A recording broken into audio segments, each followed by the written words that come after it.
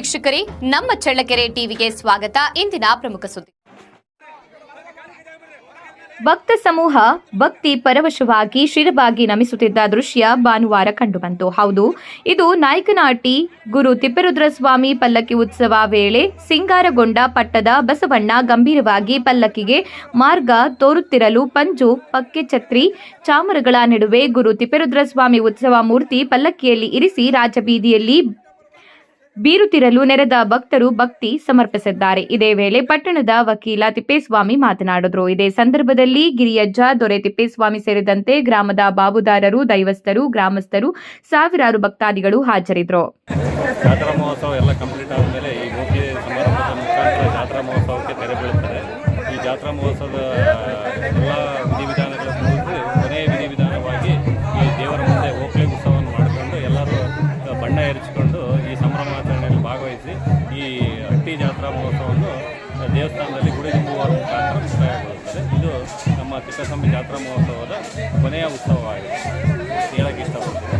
Sir, ಈ ಒಂದು ಓಕ್ಲಿ ಕಾರ್ಯಕ್ರಮ ಎಷ್ಟು ಗಂಟೆಯಿಂದ ಸ್ಟಾರ್ಟ್ ಆಗುತ್ತೆ ಸರ್? ಇದು ನಿನ್ನೆ ರಾತ್ರಿ 9 ಗಂಟೆಯಿಂದ ಒಳಮಠ ದೇವಸ್ಥಾನದಲ್ಲಿ ಸ್ವಾಮಿ ಮೊದಲಿನ ದಿನ ಎಲ್ಲರೂ ಕಂಕಣ ಕಟ್ಟಿಸ್ಕೊಂಡಿರ್ತಾರೆ. ಅವ್ರ ಕಂಕಣಧಾರಣೆಲ್ಲರೂ ದೇವರ ಸೇವೆಯಲ್ಲಿ ಭಾಗವಹಿಸಿ ನಂತರ ಕಂಕಣಧಾರಣೆಗಳನ್ನೆಲ್ಲ ನಿನ್ನೆ ವಿಸರ್ಜನೆ ಮಾಡಿ ಎಲ್ಲರೂ ಓಕ್ಲಿ ಚೆಲ್ಲುವ ಮುಖಾಂತರ ಈ ಹಬ್ಬಕ್ಕೆ ತೆರೆಗೆ ನಾಂದಿ ಆಡುತ್ತಾರೆ. ಅಲ್ಲಿಂದ ಒಳಮಠದಿಂದ ಸೀದಾ ಬಾಗೇಟೆಗೆ ಹೋಗಿ ಬಾಗೇಟೆಗೆ ರಾತ್ರಿಯೆಲ್ಲ ಅಲ್ಲೇ ಉಳ್ಕೊಂಡು ಭಜನಾ ಮುಖಾಂತರ ಅಲ್ಲಿ ಮುಗಿಸ್ಕೊಂಡು ಹೊರಮಠಕ್ಕೆ ಬೆಳಿಗ್ಗೆ ಬಂದು ಹೊರಮಠದಲ್ಲಿ ಎಲ್ಲರೂ ಫಲಹಾರ ಪ್ರಸಾದವನ್ನು ತಗೊಂಡು ಅಲ್ಲಿಂದ ಒಳಮಠಕ್ಕೆ ಹೋಗ್ತಾರೆ. ಒಳಮಠಕ್ಕೆ ಹೋಗಿ ಗುಡಿ ತುಂಬಿರ್ತಾರೆ. ಈ ಜಾತ್ರಾ ಕಾರ್ಯಕ್ರಮಕ್ಕೆ ತೆರೆಯಲ್ಲಿ.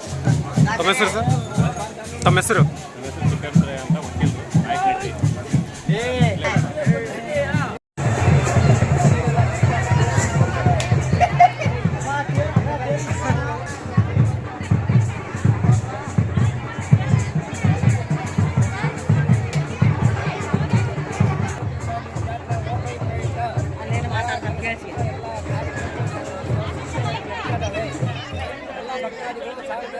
ಸಹಕರಿಸಿ ಬಹಳ ವಿಜೃಂಭಣೆಯಿಂದ ಹೋಳಿ ಆಚರಣೆಯನ್ನು ನಡೀತಾ ಇದೆ.